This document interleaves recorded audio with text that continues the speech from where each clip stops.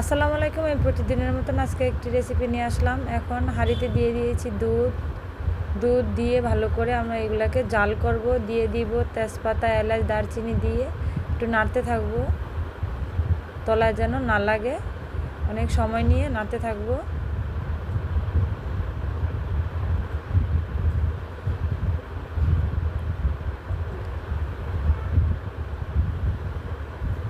যা ভালো করে ঝাল করে নিয়ে নেব।